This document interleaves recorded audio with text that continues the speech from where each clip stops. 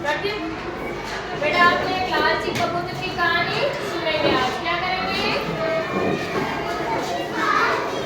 सुनेंगे। एक लालची कबूतर होता है, वो जंगल में रहता है। उनके साथ बहुत सारे कबूतर रहते हैं। कबूतरों का क्या होता है? झुंड होते हैं और वो जंगल में रहते हैं। तो वहाँ जंगल में और भी पशु पक्षी, मोर जैसे कौवा, कबूतर सारे रहते हैं ना? बेटा लेट नीचे। उसके साथ में कबूतर भी रहते हैं। क्या रहते हैं? वो सारे एक पेड़ पे बैठे रहते हैं और उस पेड़ के आस-पास में क्या रखे होते हैं? चावल के दाने काफी जगहों में रखा होते हैं और चावल के पास में जाल बिछाया होता है उन कबूतरों को पकड़ने के लिए। होता है ना? हाँ, तो है ना, वो पेड़ पे बैठे रहते कबूतर की अचानक नजर उस जमीन पे पड़ती है जहाँ चावल रखे हुए होते हैं। क्या होते हैं? चावल। तो कबूतर मन में सोचते हैं क्यों नहीं मैं चावल खा लूं।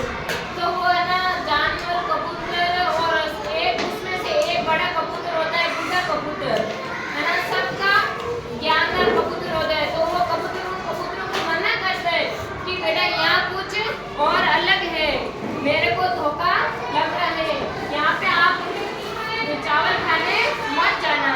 क्या यहाँ अपने साथ क्या हो सकता है? धोखा हो सकता है।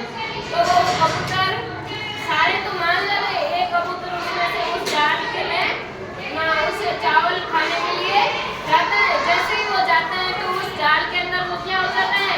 फंस जाता है। क्या हो जाता है? फंस जाता है।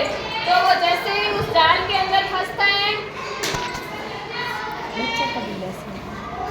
जैसे ही वो जाल में फंसता है तो सबको ध्यान में आता है कि यहाँ तो जाल था और ये कबूतर फंस गया। तो सारे कबूतर क्या हो रहे जाते हैं? घबरा जाते हैं। क्या करते हैं? घबरा जाते हैं। घबराते हैं ना, तो वो बूढ़ा कबूतर बोलता है कि घबराओ मत, अपन कुछ ना कुछ करते हैं, एक साथ